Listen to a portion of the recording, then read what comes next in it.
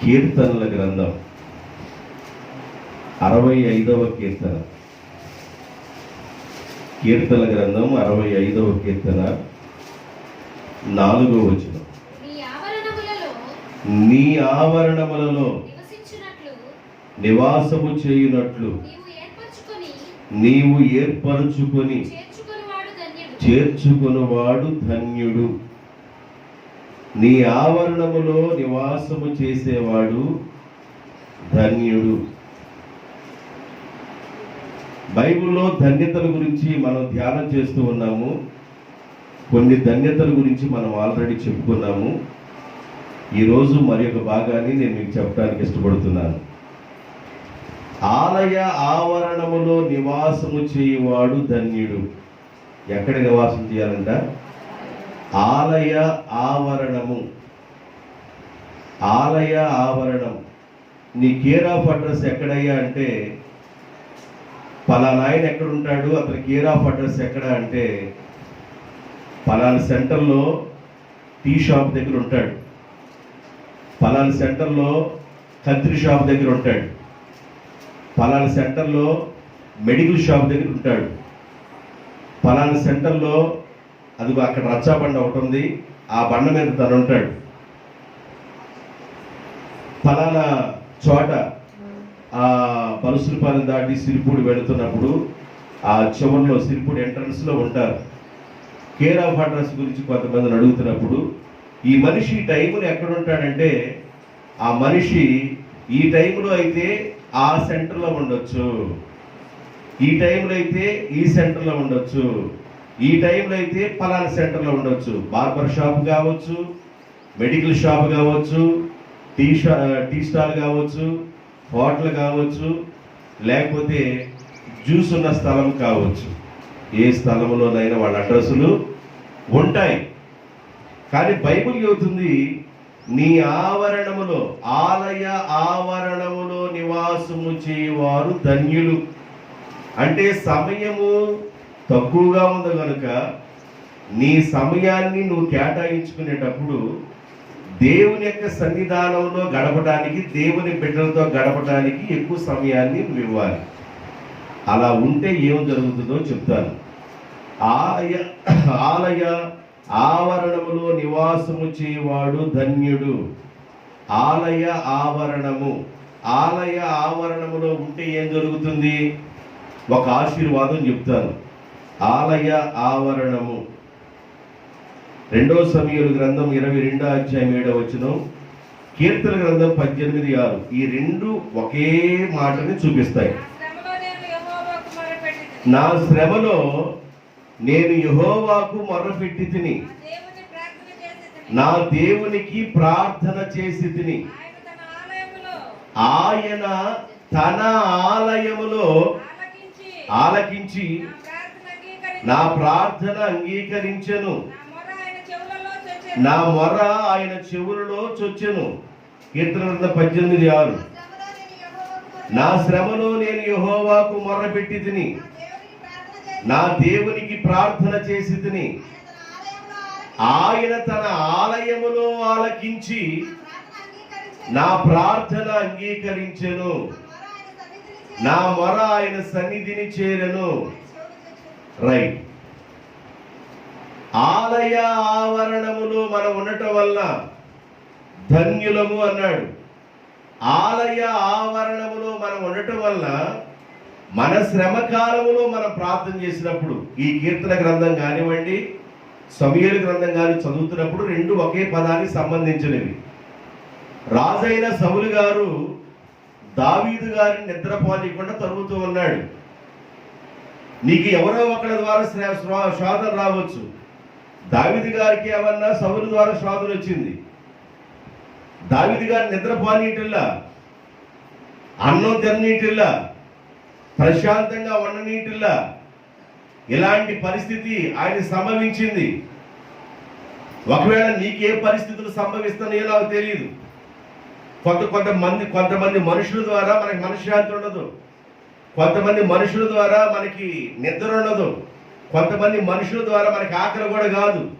ఇలాంటి పరిస్థితులు శ్రమ కాలంలో శ్రమ సంభవించినప్పుడు మనము దేనిని ఆశ్రయించి ఉండాలంటే ఆలయ ఆవరణము. ఆలయ ఆవరణము. ఆలయ ఆవరణములో నా ప్రార్థన నా దేవుడు ఆలకించాడు. నా శ్రమ దినాలలో నా ప్రార్థన దేవుడు ఎక్కడ విన్నాడంటే ఆలయ ఆవరణములో విన్నాడు. కాబట్టి శ్రమలు వచ్చినప్పుడు మనము దేవుని ఆలయంలో ప్రార్థన చేయాలి. ఏదైనా నీకు కష్టం వచ్చినప్పుడు, ఏదైనా శోధన వచ్చినప్పుడు, ఏదైనా ఇరుకు కానీ ఇబ్బంది కానీ నీకు వాటిల్లినప్పుడు, అనుకున్నవి జరగనప్పుడు, అన్నీ ఎడగబడుతున్నప్పుడు నువ్వేం చేయాలంటే ఆలయ ఆవరణాన్ని ప్రేమించాలి. దేవునికి స్తోత్రం. ఆలయ ఆవరణాన్ని ఎక్కువగా ప్రేమించాలి. ఆలయ ఆవరణములో గడపటానికి ప్రయత్నం చేయాలి. ఎక్కువ సమయాన్ని ఆలయం మీద నీ మనసు ఉండాలి. దానియేలు ఎక్కువగా యెరూషలేము తట్టే చేతులు చాపేవాడు. తన మనసు అంతా దేని మీద ఉందంటే వాడు బబులోను యోధా దేశం నుండి బబులోను దేశానికి చెరకి వెళ్ళిపోయిన తర్వాత ఆ చెరలో ఉన్న బాధలను అనుభవిస్తూ, ఆ కష్టాలను అనుభవిస్తూ, అక్కడున్న బాధల్లో తన మేడ మీదకి వెళ్ళిపోయి యెరూషలేము తట్టు కిటికీలు తెరిచి ఆయన చేతులెత్తి ఆలయం వైపు చేతులెత్తి ప్రార్థన చేస్తున్నాడు. దేవా, ఈ బబులోను దేశంలో నుండి మాకు విడుదల రాదా? ఈ కష్టకాలంలో నుండి మాకు విడుదల కలగదా? ఈ కష్టాల నుండి మేము విడిపించబడి మా స్వదేశమైన యోధా దేశానికి మేము ఎప్పుడు వెళ్ళాలి ప్రభువా? మీరే మా దిక్కయ్యా, మీ తట్టు మా చేతులెత్తుతున్నామయ్యా అని యెరూషలేము తట్టు, ఆలయము తట్టు తమ చేతులెత్తి ప్రార్థన చేస్తున్నాడు. దానియేలు కష్టకాలంలో తన చేతులెత్తి ప్రార్థన చేస్తున్నాడు. దావీదు తన కష్టకాలంలో. దేవుని బిడ్డలారా, కష్టకాలములో ఆలయావరణములో గడపాలి. ఆలయంలో గడిపితే కష్టాలు తీరిపోతాయా? కష్టాలు ఖచ్చితంగా తీరిపోతాయి. అది ఏ కష్టమన్నా కానివ్వండి, అది ఏ కష్టమన్నా కానివ్వండి, నీ కష్టాలన్నీ తీరిపోవాలంటే ఆలయ ఆవరణములోనే గడపాలి. ఎందుకు గడపాలి అంటే కష్టాలు తీరిపోయే స్థలం ఇది. దేవునికి స్తోత్రం. 2వ దినవృత్తాంతాల గ్రంథం 20వ అధ్యాయము. 2వ దినవృత్తాంతాల గ్రంథం 20వ అధ్యాయము 8వ వచనం 13వ వచనం. వారు అందులో నివాసము చేసి కీడైనను, యుద్ధమైనను, తీర్పైనను, కరువైనను, తెగులైనను మా మీదికి వచ్చినప్పుడు మేము ఈ మందిరము ఎదుట నీ ఎదుటను నిలవబడి మా కష్టకాలాలలో నీకు మొరపెట్టినప్పుడు నీవు మా ప్రార్థనలు ఆలయ ఆవరణములో ఆలకించి మమ్ములను రక్షించుదు అనుకొని నిచ్చట నీ నామ మహిమ కొరకు, ఘనత కొరకు ఒక ఆలయాన్ని మేము నిర్మించుకున్నాము. అంటే దాని అర్థమేంది? కరువు వచ్చినా, కష్టం వచ్చినా, తీర్పు వచ్చినా, తెగులు వచ్చినా, యుద్ధం వచ్చినా, ఎలాంటి పరిస్థితి సంభవించినా, శ్రమ అనే ఒక్క మాట చెప్పాను. శ్రమ అనే ఒక్క మాటకున్న అర్థాలు ఏంటంటే కరువైనా, తీర్పైనా, కీడైనా, యుద్ధమైనా, తెగులైనా, ఇలాంటి పరిస్థితులు ఏది సంభవించినా దేవుని ఆలయములో మనము గడపాలి. బైబిల్ చెబుతుంది, దేవుని ఆలయమును ప్రేమించు వారులారా, సియోనులో నుండి యెహోవా మిమ్ములను ఆశీర్వదించును. ఆలయానికి పరిగెత్తాలి, ఆలయానికి ముందుగా ఉండాలి. నేను మనుషులకు చెబుతున్నాను, దేవునికి స్తోత్రం. ఆలయానికి పరిగెత్తుకుంటా వెళ్ళాలి, ఆలయానికి ముందుగా ఉండాలి. అది శనివారం రోజు ప్రార్థన కానివ్వండి, ఆదివారం ఆరాధన కానివ్వండి, ఒకవేళ కుటుంబ ప్రార్థన కానివ్వండి, ఒకవేళ ఉపవాస ప్రార్థనే కానివ్వండి, ఒకవేళ కోటాలే కానివ్వండి, ముందుగా ప్రభు సన్నిధికి వెళ్ళటానికి మన మనసు అంత పరిగెడతా ఉండాలి. దేవుని కార్యాలపై మన మనసు ముందుగా పరిగెడుతూ ఉండాలి. మన మనసు దేవుని కార్యాల మీద లక్ష్యం ఉంచాలి. మన మనసు దేవుని కార్యాల మీద ముందుగా ఉండాలి. దేవుని కార్యాల మీద నీ మనసు ఉంటే నీ కార్యాల మీద దేవుని మనసు ఉంటుంది. నీవేమన్నా మందంగా ఉంటావు, మామూలు మందం కాదు. నువ్వేమైనా మందంగా ఉంటావు. నేను ఇంకా తెలుగులో ఇంకేం చెప్పాను మందం గురించి?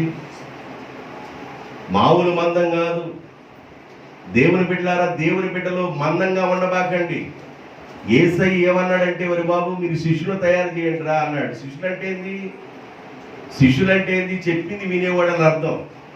మీరు సర్వలోకానికి వెళ్ళి సర్వ సృష్టి సువార్త ప్రకటించండి, నమ్మిన వారిని తండ్రి కుమార పరిశుద్ధాత్మ నామములో బాప్తిజం అండి, నేను మీకు ఏ ఏ సంగతులు మీకు ఆజ్ఞాపించానో అవన్నీ వారికి బోధించి నేర్పించండి, మీరు శిష్యులు చేయండి అన్నాడు. సంఘాన్ని ఏదో వచ్చారు కూర్చున్నారు పోయారు, వచ్చారు కూర్చున్నారు, ఇది వేరు. ఇది ఈ భజనలు వేరు. మన భజన కాదు ఇది. శిష్యులుగా తయారవ్వాలి అంటే దాని అర్థం ఏంటంటే చెప్పింది శిష్యులు వినాలి, అవలంబించాలి, దాన్ని పాటించాలి. శిష్యుడి యొక్క అర్థం ఏంటంటే మీరు లోకానికి ఉప్పుగా ఉండండి రా బాబు అని అంటే దాని అర్థం ఏంది? ఉప్పుగా ఉండమన్నాడు. బలి చెప్పి ఈరోజు ప్రసంగం. మీరు రుచిగా ఉండండి లోకానికి, మీరు లోకానికి వెలుగుగా ఉండండి, మీరు లోకానికి దీపంగా ఉండండి. ఇవన్నీ దేవుడు కొండ మీద ఎందుకు ప్రసంగం చేసి నేర్పించాడంటే ప్రజలను శిష్యులుగా తయారు చేసే కాన్సెప్ట్ లో యేసయ్య సేవ చేశాడు. ఏదో ప్రజలు మందిరానికి వచ్చారు వెళ్ళిపోయారు అన్నట్లుగా కాదు యేసయ్య సేవ చేసింది. యేసయ్య సేవ చేసిన కాలంలో శిష్యులు అనేకులను, 70 మందిని కాదు, ఒకసారి మీకు చూపించాను నేను ఆ రెఫరెన్స్, అనేకులను తయారు చేశాడంటే యేసయ్య. శిష్యులు అవ్వటం అంటే దాని అర్థం ఏంటంటే చెప్పింది చెప్పినట్టుగా వినుట, వినాలి, విన్న దానిని అవలంబించాలి. ఎలా ఉండాలి? ఆలయ ఆవరణములో నివాసము చేయవాడు ధన్యుడు. ఆలయ ఆవరణములో ఉంటే ఏమో జరుగుతుంది, ఆలయాన్ని ప్రేమిస్తే ఏమో జరుగుతుంది, దానికున్న ఆశీర్వాదం ఏంది అంటే యుద్ధం వచ్చినా, తీర్పు వచ్చినా, ఈడొచ్చినా, తెగులొచ్చినా, ఎలాంటి కష్టకాలము నీకు సంభవించినా, ఎలాంటి బాధలు నీకు వాటిల్లినా వాటన్నిటిలో నుండి విడిపించడానికి ఆలయ ఆవరణములో మనం నివాసం చేయాలి. భక్తుడిని దావీదు చేసిన పని అదే. అన్నం పెట్టాడు సౌలు రాజు, కుమారుడా దావీదా నాకంటే మంచి వాడవరా, నాయన రారా బాబు భోజనం చేద్దామని భోజనం పెట్టి ఆయన భోజనం చేయబోతున్నప్పుడు ఒక ఈటి తీసుకొని విసిరి వేస్తే జస్ట్ మిస్ తప్పుకున్నాడు. గోడలోకి వెళ్ళిపోయి గుచ్చుకుపోయిందంటే ఎంత బలంగా విసిరాడు తెలుసా? అది సౌలు బలం కాదు, దురాత్మ బలం. అది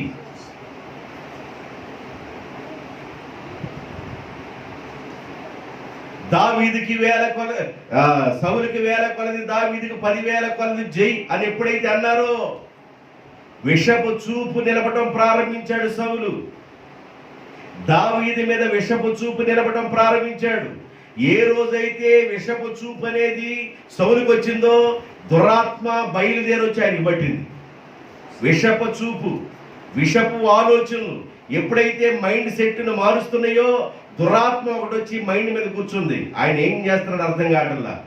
దురాత్మ పోయినప్పుడు పశ్చాత్తాపడి ఏడుస్తున్నాడు, దురాత్మ రాంగలే కఠినము కలిగి ఉంటున్నాడు.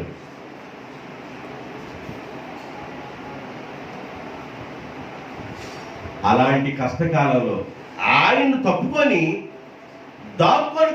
దాక్కొని తిరుగుతున్నా కూడా ఆయన ఉన్న గుహలో కూడా వెళ్ళాలనుకుని ఆయన ఉన్న గుహలోనికి వెళ్ళిపోయాడు. కానీ ఆయన అక్కడ ఉన్నాడని తెలియకే వెళ్ళాడు.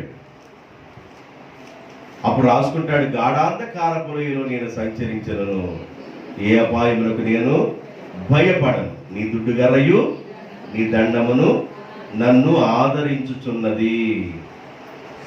దేవా ఎలాంటి పరిస్థితులు సంభవించినా నన్ను కాపాడుతున్నావు నాయన, నా శ్రమ కాలములో నుండి నన్ను విడిపించావు, నా ప్రార్థన ఆలయములో ఆలకించావు నాయన అంటాడు. మన ప్రార్థన వినే దేవుడు. శ్రమ కాలంలో చెప్పండి, ఆలయ ఆవరణములో నివాసము చేయటం వల్ల వచ్చిన ఆశీర్వాదం ఏంది? శ్రమ కాలంలో దేవుడు మన ప్రార్థన ఆలకిస్తాడు. నెంబర్ 1, శ్రమ కాలంలో దేవుడు మన ప్రార్థన ఆలకిస్తాడు. న్యాయాధిపతుల గ్రంథం 11వ అధ్యాయం న్యాయాధిపతుల గ్రంథం 11వ అధ్యాయము 7వ వచనం. అందుకు యెఫ్తా, మీరు నా యందు పగబట్టి నా తండ్రి ఇంట నుండి నన్ను తోలివేసితిరే, ఇప్పుడు మీకు కలిగిన శ్రమలో మీరు నా యొద్దకు రానేలా అని గిలాదు పెద్దలతో యెఫ్తా చెప్పెను. అప్పుడు గిలాదు పెద్దలు,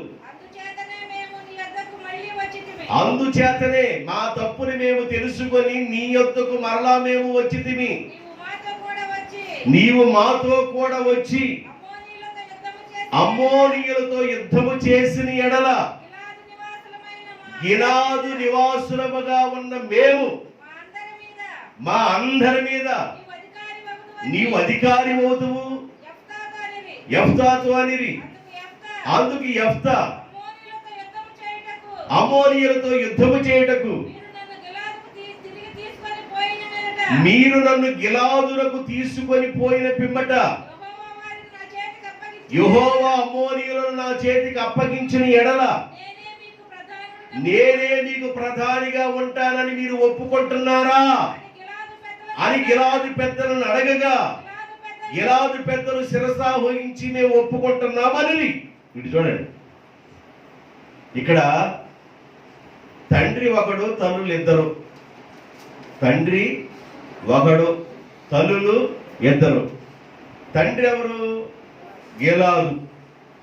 గిలాదు అనేవాడు భార్య ఉండగా ఒక ఆమెతో వెళ్ళాడు.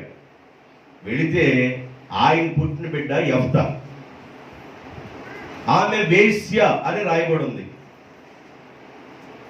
ఆమెకు పుట్టిన కుమారుడు యెఫ్తా, కానీ తండ్రి మాత్రం గిలాదే. ఈ యెఫ్తా పుట్టిన తర్వాత ఇంట్లో ముందుగా ఉన్న భార్యకి బిడ్డలు కూడా కలిగారు. యెఫ్తా పెరిగి పెద్దవాడయ్యాడు. గిలాదుకి ఇంకొక భార్య పుట్టిన పిల్లడు కూడా పెరిగి పెద్దవాడయ్యారు. పెద్దవాడైన తర్వాత వాడు రోజు గొడవలు పెట్టుకున్నాడు. మా నాన్న వాటాలో నీకు ఏ భాగం రాదు, మా నాన్నగారు వాటాలో నీకు ఏది రాదు, మా నాన్న నా సంపాదించిన దానిలో సిల్లిగవ్వ నీకు ఇవ్వను అని గొడవ పెట్టుకున్నాడు. ఆ గొడవ పెట్టుకొని గిలాదు పెద్దలను కూడా పిలిపించాడు. నా వైపు చూడండి, బైబిల్ తీవ్రంగా చూస్తే అర్థం కాదు. నాకెళ్ళి చూడండి, తర్వాత చదువుతాడు. గిలాదు పెద్దలు కూడా పిలిపించాడు. గిలాదు పెద్దలు కూడా పిలిపిస్తే గిలాదు పెద్దలు ఎవరికి న్యాయం చెప్పారా బాబు అంటే, గిలాదు సొంత భార్యకు పుట్టిన కుమారుడికి న్యాయం చెప్పారు. అప్పుడు ఏం చేశాడంటే ఆ ప్రాంతాన్ని వదిలి టోబు దేశానికి వెళ్ళిపోయాడు. ఆ ప్రాంతాన్ని వదిలి ఎక్కడికి వెళ్ళిపోయాడు? టోబు దేశానికి వెళ్ళిపోయాడు. కొంతకాలం అక్కడ ఉన్నాడు. ఆ ప్రాంతాలకు వెళ్ళి ప్రార్థన చేసుకుంటాడు. అయ్యా, నేను అండలేని వాడిగా ఉన్నాను, ఆధారము లేనివాడుగా ఉన్నాను. నా తండ్రి ఒకడే. ఒకవేళ నేను వేరే తల్లి కుమారుడు కావచ్చు, నా తండ్రి ఒక్కడే. ఈ రోజున నా తండ్రికి పుట్టిన కుమారుడు నా రక్తాన్ని, అతని రక్తాన్ని, నా రక్తం కూడా ఒకటే కదా.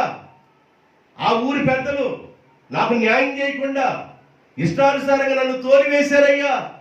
నా పరిస్థితి అధ్వానం అయిపోయింది అయ్యా అని దేవుని సన్నిధిలో 11వ వచనంలో మొర పెడతా ఉన్నాడు. 11వ వచనం. కాబట్టి యెఫ్తా గిలాదు పెద్దలతో కూడా పోయినప్పుడు నియమించి యెఫ్తా మిస్పాలో యెహోవా సన్నిధిని తన సంగతంతయో చెప్పుకొనుచుండెను. తన కష్టాలని చెప్పుకున్నాడు, తన బాధలు చెప్పుకున్నాడు. కష్టాల్లో ఉన్నప్పుడు ఒక్కడు రాని దగ్గరికి, బాధల్లో ఉన్నప్పుడు ఒక్కడు రాని దగ్గరికి. అన్ని సమకూర్చబడి అన్ని బాగా ఉన్నప్పుడు పర్లేదు, మనం మంచిగా బ్రతుకుతున్నాం, మన కుటుంబం పచ్చగా ఉంది, కాస్త ఒక స్థాయిలో ఉన్నామంటే అందరూ బంధువులే, అందరూ చుట్టాలే.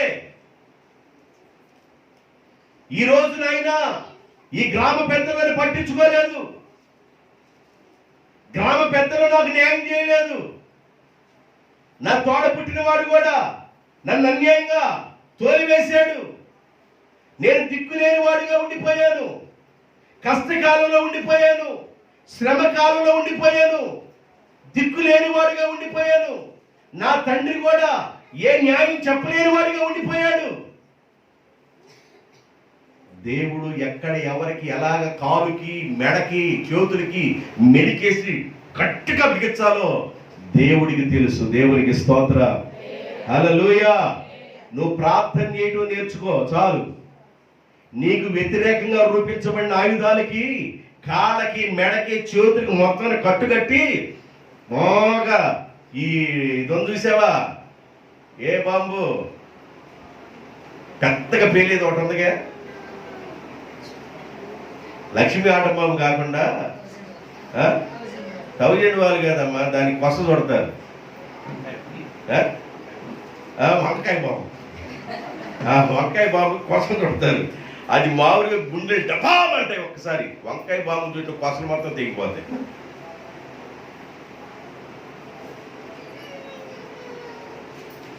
నీ పరిస్థితి ఎలాగన్నా ఉండని, నీ వ్యతిరేకత ఎలాగన్నా ఉండని, నీ ఆటంకాలు ఎలాగన్నా ఉండని, వాటన్నిటిని దేవుడు వంకాయ బాంబు చుట్టినట్టుగా చుట్టేస్తాడు గట్టిగా. నీ పక్షాన దేవుడు న్యాయం చేస్తాడు. దేవునికి స్తోత్ర. హల్లెలూయా. ఆలయములో ఆలయ ఆవరణములో ఉన్నవాడు ధన్యుడు. ఆలయ ఆవరణములో ప్రార్థన చేయటం వల్ల కీడొచ్చినను, తీర్పు వచ్చినను, యుద్ధం వచ్చినను, తెగులు వచ్చినను, కరువు వచ్చినను, వస్త్రహీనతైన, ఉపద్రవమైన ఏదైనా వాటన్నిటి నుండి ఆయనే విడిపిస్తాడు. అందుకే దావీదు ప్రార్థన చేశాడు. యెఫ్తా కూడా ప్రార్థన చేస్తున్నాడు. ఆ పెద్దలు న్యాయం చెప్పకుండా వెళ్ళిపోతే, ఏమబ్బాయి ఏదైనా మీ అమ్మగారు వేరు, ఏమన్నా చేసుకున్న భార్య, మరి ఆ పుట్టినోడికే హక్కు ఉంటుంది కానీ నువ్వు అని ఏదో మొత్తానికి ఈయన పక్షాన్ని కాకుండా ఆడి పక్షాన్ని న్యాయం చేశాడు. సరే అని వెళ్ళిపోయాడు. ఎవరు విడిచినా దేవుడు విడిచిపెట్టడుగా. దేవుడు విడిచిపెట్టడుగా. అసలు పుట్టుకోవలసింది ఎవరు? నీ పెద్దలు. రే గెలాదా, రే ఇట్రారా, ఒకటి ఉంది కదరా, దాన్ని తేకపడదు, ఇంకో దాన్ని తెలుసు నీకు. ఏడపడితే ఆడ టపాకా ఇతరాలు వేసినట్టు వేసేవారు నువ్వు. ముందు ఆడు నాపొద్దు, ఎవడిని ఈ నాపొద్దు, వీడి చెప్పొద్దు, అసలుకి గెలాదని వాడికి చెప్పొద్దు. మనం ఉన్న ఊరోళ్ళం, మనమే జాగ్రత్తగా ఉండాలా. మనం ఒకటి. అన్ని స్త్రీకి పుట్టినాడు, తిరిగిపోతుందానికి పుట్టినాడు. ఆ వేరు ఈడు వేరు, మనకు అనవసరం. ఈడు మనోడు, మనూరోడు. తాట అట్లట్లుగా తీస్తాడు దేవుడు.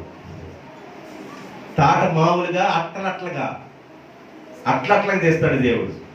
తన మన చూడ దేవుడు అందరినీ ఒకే రీతిగా చూస్తాడు. దేవునికి స్తోత్రం. హల్లెలూయా. ప్రజలందరూ ఒకవేళ గిలాదు పక్షాన్ని న్యాయం చేసినా, గిలాదు కొడుకు పక్షాన్ని న్యాయం చేసినా, గిలాదు పెళ్ళం పక్షాన్ని న్యాయం చేసినా, ఒకవేళ మనూరుడు అనుకున్న వాడు పక్షాన్ని న్యాయం చేసినా, పరాయి దానికి పుట్టినవాడు వీడు మనోడు కాదని వీడిని నెట్టేసినట్టుకున్నా, ఇతడు ప్రార్థన చేయగా, ఇతడు దేవునికి మొర్రపెట్టుగా మిస్పాలో యెహోవా సన్నిధిలో తన సంగతంతా చెప్పుకున్నాడు. అయ్యా అయ్యా అయ్యా నన్ను జ్ఞాపకం చేసుకోయ్యా. శ్రమలో ఎప్పుడైతే ప్రార్థన చేశాడో, ఏ పెద్దలు న్యాయం చెప్పలేదు, ఏ గిలాదు నోరు తెరిచి మాట్లాడలేదు, గిలాదుకు పుట్టినోడు అటగోలోడు ఆడెందుకు మాట్లాడలేదు. ఈ విషయాలన్నీ గుర్తుపెట్టుకొని అందరి మెడకాయలకి ఎట్లాగా పెద్ద మోగు చుట్టాలని పెద్ద మోగు తీసుకొచ్చి మొత్తం మెడ మొత్తం చుట్టేసాడు గాలి ఆడతల్లా. అప్పుడు వచ్చారు అమ్మోనీలు. ఎవరు వచ్చారంట? గాలి ఆడినప్పుడు వచ్చారు. గాలి ఆడినప్పుడు ఆక్సిజన్ పెట్టారు. గాలి ఆడినప్పుడు ఆక్సిజన్ సిలిండర్ పెట్టగా ఆక్సిజన్ సిలిండర్లో అంటా ఉన్నావు. ఒకసారి మూతి దగ్గర నుంచి తీసేయంలే, పెట్టంటారా తొందరగా బాబా.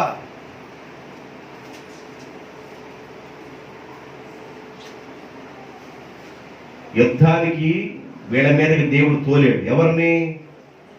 అమ్మోనీయులని వాళ్ళని తోలేడు. అమ్మోనీయులను తోలితే ఆడ దెబ్బకి తట్టుకోలేక, ఆ ప్రాంత వాసులందరికీ నిద్ర లేక, తట్టుకోలేక, ఎలాగ మనం యుద్ధంలో జయం పొందుతాం, ఏ విధంగా మనకి జయం వచ్చింది? ఎవడంత యుద్ధం చేయగలిగిన వాడు లేడు, అంత బలమైన వాడు లేడు. ఎవరయ్యా బలమైన వాడంటే గిలాదుకు పుట్టిన యెఫ్తా బలమైన వాడు. దేవునికి స్తోత్రం. పెద్దలందరూ మాట్లాడుకున్నారు, ఎరా న్యాయం చేయలే, ఈరోజు మనం వెళితే మనం అప్పుడు వస్తాడా? రాడు. అయినా ప్రతివాడు, అబ్బాయి గిలాదు ఇట్రా, రే నువ్వు కూడా ఇట్రా, ఆయన పుట్టిన కొడుకు నువ్వు కూడా ఇట్రా, మేము యెఫ్తా దగ్గరికి వెళ్తున్నాం, మేము అందరం ఆయనకి సరెండర్ అయిపోదాం అనుకున్నాం, మీరు సరెండర్ అవుతారంటరా? మీరు సరెండర్ అవ్వకపోతే నోకలు లేవురు, నోకలు లేవు, మీకు భూమి మీద నోకలు లేవు. అమ్మోనీలు వస్తారు, మీ పీకలు కోసేస్తారు, మీకు భూమి మీద నోకలు లేవురా? మీరు వింటారా వినరా? వాడు కోసేస్తారంటే మేము వ్యతిరేకంగా ఎందుకుంటామయ్యా? మేము లోపడతామయ్యా యెఫ్తాకి. రైట్. వాళ్ళ దగ్గర మాట తీసుకొని పెద్దలందరికీ 7వ వచనం ఇప్పుడు చదవండి. అందుకు యెఫ్తా, మీరు నా యందు పగబట్టి. ఎవరంట పగబట్టింది? పగబట్టింది గిలాదు కొడుకు కాదు, వీళ్ళు కూడా, పెద్దలు కూడా. మీరు నా యందు పగబట్టి నా తండ్రి ఇంటి నుండి తోలివేసింది నా తోబుట్టాడు కాకుండా మీరు కూడా తోలేశారు, మీరు కూడా ఒత్తాసు పలికారు. ఇప్పుడు మీకు కలిగిన ఇబ్బందుల్లో నా దగ్గర పరిగెత్తుకుంటూ వచ్చారేంది అని గిలాదు పెద్దలతో యెఫ్తా అనగా, అయ్యా నువ్వు రాకపోతే మా చరిత్ర మారిపోతున్నాయన, మా పేర్లు మాసిపోతాయ్యా, నువ్వు రావాలయ్యా, నువ్వు మా మీద అధికారిగా ఉంటావయ్యా, నువ్వు మా మీద ప్రధానిగా ఉంటావయ్యా, నీ మాటే మేము వింటావయ్యా, నువ్వు రావాలని లోబడ్డారు. యెఫ్తాకి కఠినంగా ఉన్న పెద్దలు, వ్యతిరేకంగా ఉన్న పెద్దలు. కారణం ఏంటంటే యెఫ్తా యెహోవా సన్నిధిలో తన బాధంతయు చెప్పుకునేను, తన శ్రమంతా దేవునికి చెప్పుకున్నాడు, తన కష్టమంతా దేవుడు. నీ కష్టాన్ని తీసుకెళ్లి పక్కన వాళ్ళు చెబితే ఒకళ్ళు నిన్ను హేళనగా చూస్తారేమో, నీ కష్టాన్ని తీసుకెళ్ళిపోయి ఇంకొకళ్ళు చెబితే నిన్ను తక్కువ చూస్తారేమో, నీకున్న ఇబ్బందిని తీసుకెళ్ళి ఇంకొకళ్ళు చెబితే నిన్ను అవమానంగా చూస్తారేమో. నీకున్న కష్టాన్ని నీ ఇంటిలో నీ దేవునికి చెప్పు. నీకున్న కష్టాన్ని నీ ఇంట్లో కూర్చొని దేవుని దగ్గర మొరపెట్టడం ప్రారంభించు. ఏ వ్యక్తి అయితే నీకు వ్యతిరేకంగా ప్రవర్తించారో, ఏ వ్యక్తి అయితే నిన్ను తక్కువగా చూశారో, ఏ వ్యక్తి అయితే నిన్ను అవమానంగా చూశారో, ఏ వ్యక్తి అయితే తేలికగా చులకనగా చూశారో, వాళ్ళందరినీ దేవుడు నీ ముందుకు తీసుకొస్తాడు. దేవునికి స్తోత్రం. గట్టిగా చప్పడు పడదాం, గట్టిగా చప్పడు పడదాం. ఒకవేళ నిన్ను అవమానంగా చూస్తున్నారేమో, తేలిగ్గా చూస్తున్నారేమో, అయితే ఒక పని చేయి, ఆడాళ్ళని ఆశ్రయించబాకు, దేవుణ్ణి ఆశ్రయించు, దేవుని పాదాలు పట్టుకో, నీ శ్రమలో దేవుని పాదాల మీద ఆనుకో, దేవుడే నీకు సహాయకుడిగా ఉండునుగాక. ఆమేన్. ఆ 1వ పాయింట్ ఇంకా 2 వచనాలు చెప్తాను. కీర్తన గ్రంథం 37, కీర్తన గ్రంథం 32:7, కీర్తన గ్రంథం 32 అధ్యాయం 7వ వచనం, కీర్తన గ్రంథం 91:15. నా దాగుచోటు నీవే, శ్రమలో నుండి నీవు నన్ను రక్షించెదవు. నా దాగుచోటు నీవే, శ్రమలో నుండి నీవు నన్ను రక్షించెదవు. 91:15. కీర్తన గ్రంథం 91:15. అతడు నాకు మొర్రపెట్టగా నేను అతనికి ఉత్తరమిచ్చేదను, శ్రమలో అతనికి తోడయ్యుండి అతన్ని విడిపించి గొప్ప చేయుదును. అందరూ చెప్పండి, ఈ మాట చెప్పండి. శ్రమలో అతనికి తోడయ్యుండి అతనిని శ్రమ నుండి విడిపించి గొప్ప చేయుదును. గొప్ప చేయుదును. శ్రమలో నువ్వు ఎక్కడికి రావాలి? కష్టకాలంలో ఎక్కడికి రావాలి? ఆలయ ఆవరణములో నువ్వు ఉండాలి. ఏడుండాలి? ఆలయ ఆవరణములో నువ్వు ఉండాలి. ఆలయ ఆవరణములో ఉన్నవాడు ధన్యుడు. ఏదో ఆలయానికి రావాలి కనుక మనం వస్తూ వెళుతున్నాం కనుక వెళ్ళిపోతూ అలా కాదు. ఆలయాన్ని ప్రేమించే వ్యక్తులుగా ఉండాలి. మన ధ్యాస ఆలయం మీద ఉండాలి. మన చేతులెత్తుట ఆలయం వైపు ఎత్తాలి. మన కష్టకాలంలో ఆలయంలో ప్రార్థన చేయాలి. ఆలయములో గడుపువారు ధన్యులు.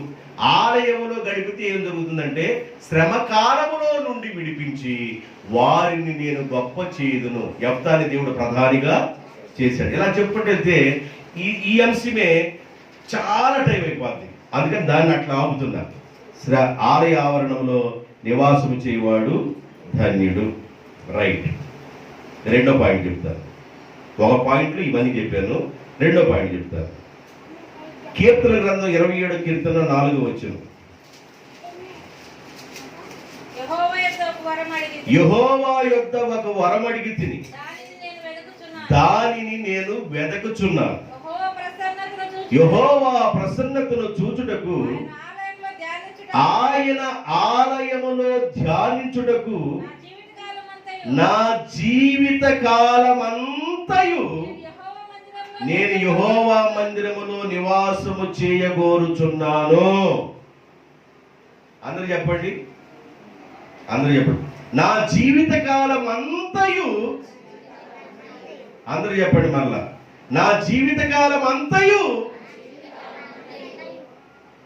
మీ మనసులో మీ ఆయన పేరు చెప్పండి.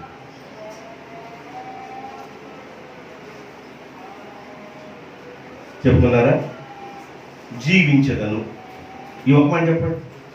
మీ ఆయన పేరు చెప్పేసుకున్నారుగా.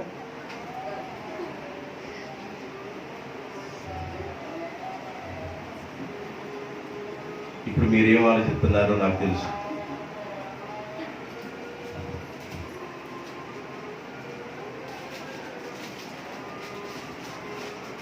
దేవుడి చిత్తంలో దేవుడు అంటారు భర్తలు ఇస్తాడు. నీకు అనుకూలంగా ఒకసారి లేకపోవచ్చు భర్త. నీకు అనుకూలంగా మారితే నీ కాపురం అద్భుతంగా ఉంటుంది. దేవునికి స్తోత్రం. హల్లెలూయా. గుర్తుపెట్టుకోండి. ఈ మాటలు నీకు అర్థమవుతున్నప్పుడు ఎలా ఉంటుందంటే ఒక్కోసారి ఇంట్లో కష్టపడి అన్నీ తీసుకొచ్చి పెట్టే భర్త ఉంటాడు. ఒక్కోసారి ఇంట్లో కొన్ని విషయాల్లో నిన్ను ఏపుకు తినే భర్త ఉంటాడు. తన హవా సాగాలనే కోడలో ఉంటాడు. ఇంటిలో ఉందా లేదా పట్టించుకోనట్లుంటాడు.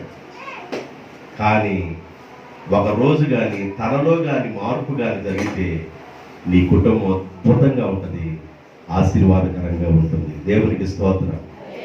అలా మారాలి యజమానులు అంటే నువ్వేం చేయాలి? ఆలయ. చెప్పండి. ఆలయ అంటే ఇదొక నీకు శ్రమ అనుకో, ఇదొక కష్టకాలం నీకు అనుకో. కష్టకాలంలో శ్రమలో ఉన్నప్పుడు నువ్వు ఎక్కడ ఉండాలి? ఆలయ ఆవరణంలో ఆ అంశాన్ని గురించి ఎత్తి ప్రార్థన చేయాలి.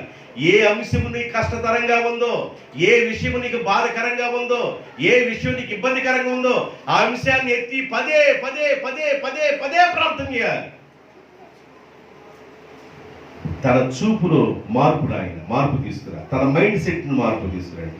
తన హృదయంలో మార్పు తీసుకురండి. తన మనసులో, తన అంతరంగంలో మార్పు తీసుకురండి. తన కాళ్ళ నడకలో మార్పు తీసుకురండి.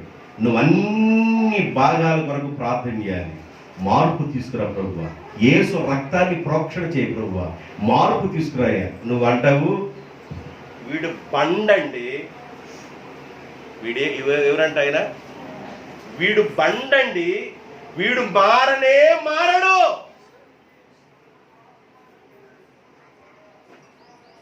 నువ్వు మార్చలేవు,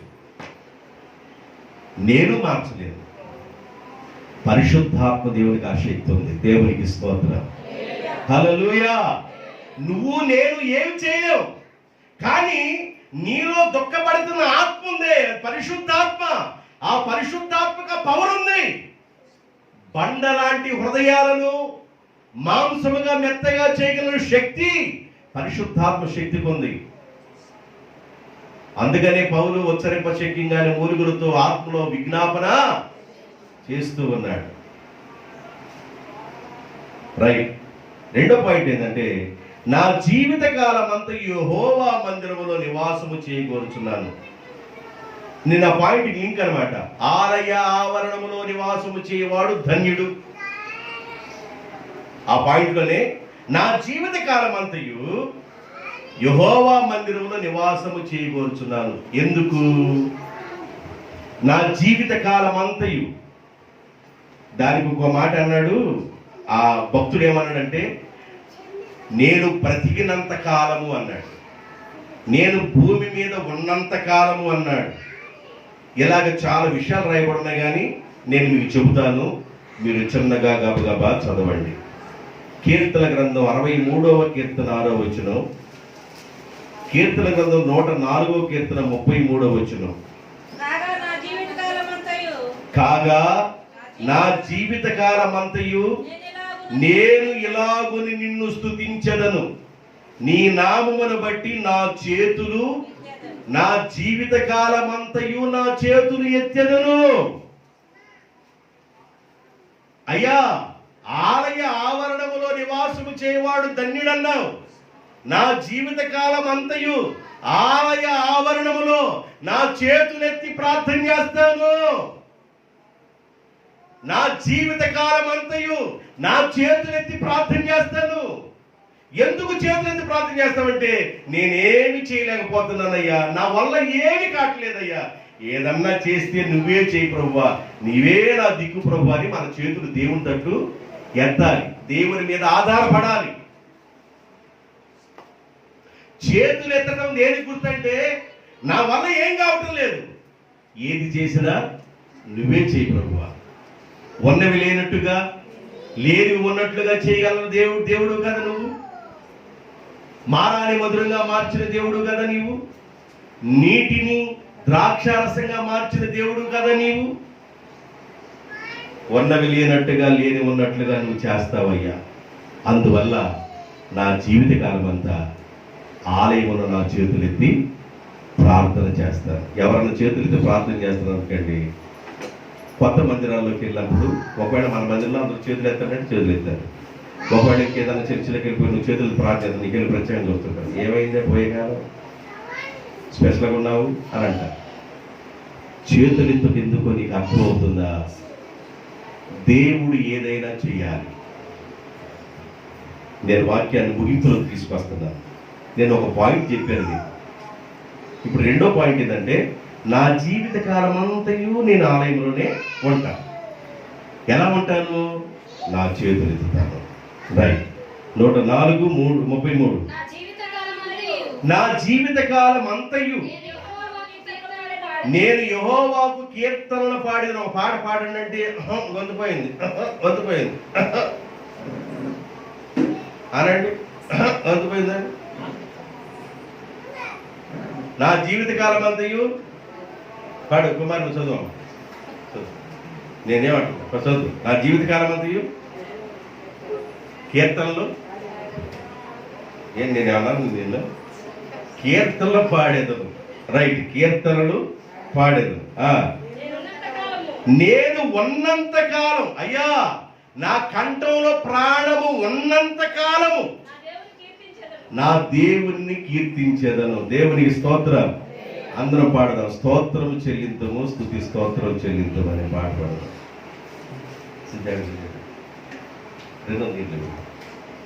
స్తోత్రం చెల్లింతుము, స్తుతి స్తోత్రం చెల్లింతుము,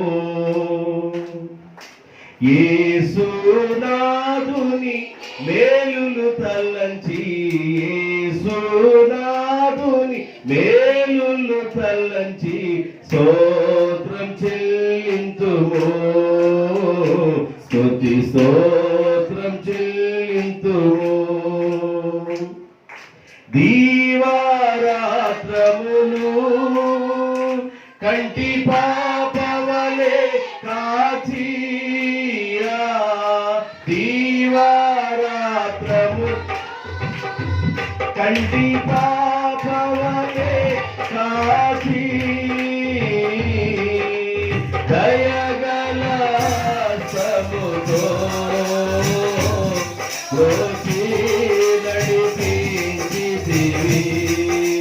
దయగల ప్రభుతో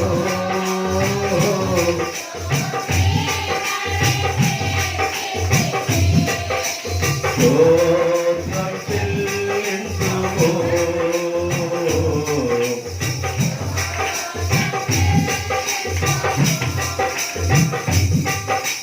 సియోను మార్గములో పలుశోధనలు రాగా సియోను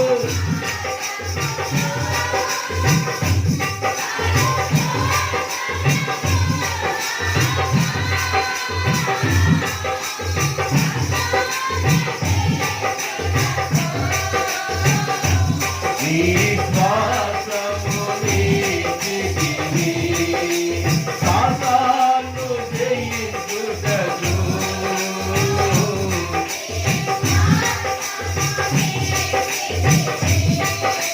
స్తోత్రం చెల్లించుము.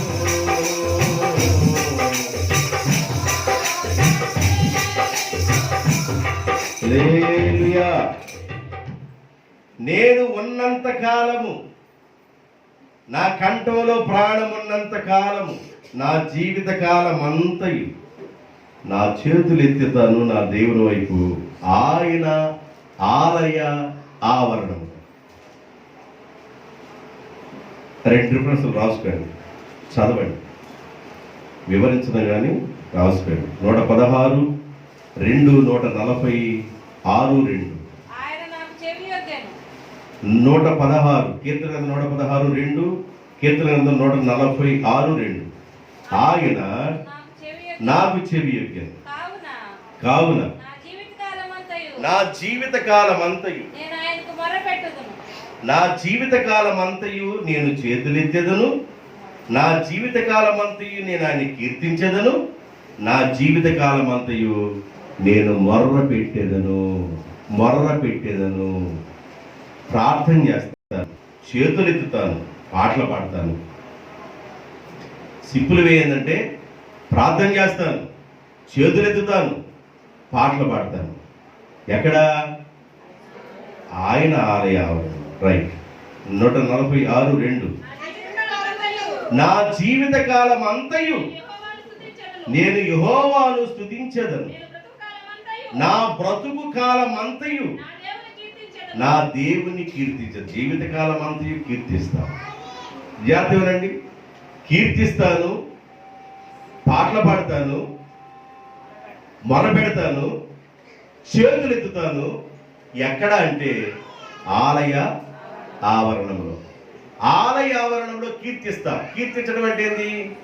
అయ్యా, ఎర్ర సముద్రాన్ని పాయించేటువంటి గొప్ప విషయం ప్రభువా, 40 సంవత్సరాలు మన్నానివ్వటువంటి గొప్ప విషయం ప్రభువా, దేవదూతలు తినే ఆహారాన్ని ఇజ్రాయేలు ప్రజలకు ఇవ్వడానికి గొప్ప విషయం ప్రభువా, బండలో నుండి లక్షల మందికి మరి దప్పికలు తీర్చే విషయం అంటే గొప్ప విషయం కదా ప్రభు అని కీర్తించే పదాలు ఉన్నాయి. సింహాల బోనులో నుండి దావీదుని తప్పించడం గొప్ప విషయం కదా ప్రభువా, అగ్నిగుండములో నుండి షడ్రకు మెషక్ అబేద్నెగోను తప్పించడం గొప్ప విషయం కదా ప్రభువా, శరసాలు బద్దలు చేసి పవన సేనలు బయట తీసుకురావడం గొప్ప విషయం కదా ప్రభువా. కీర్తించుట వేరు.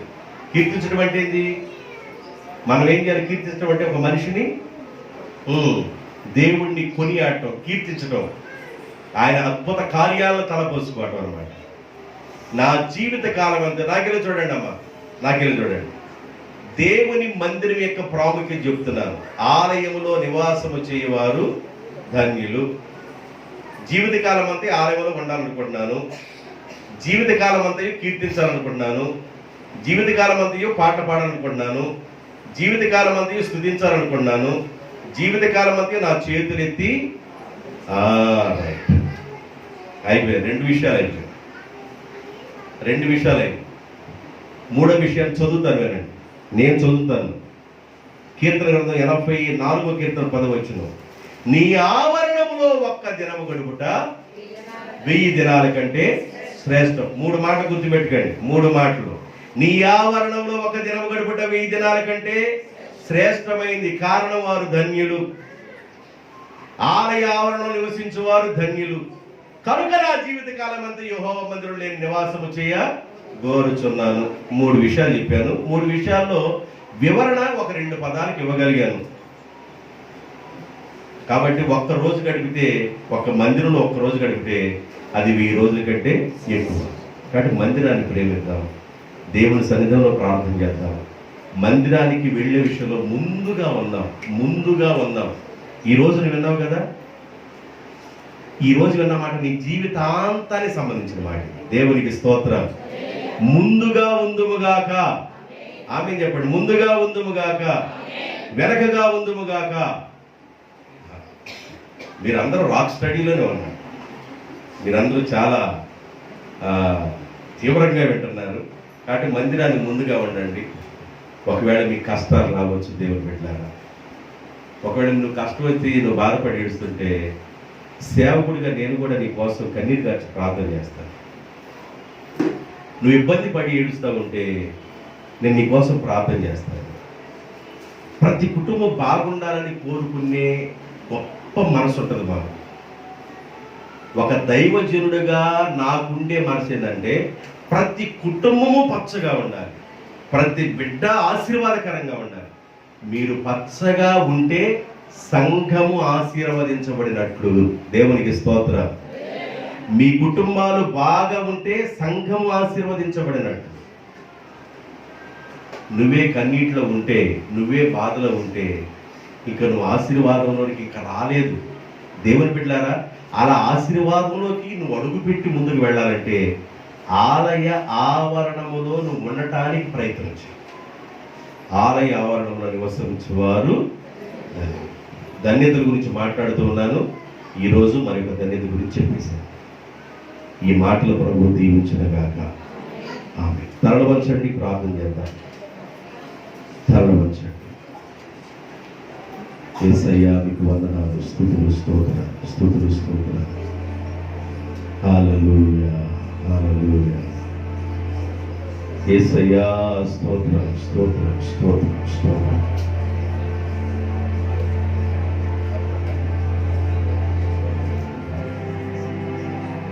Thank you, Lord.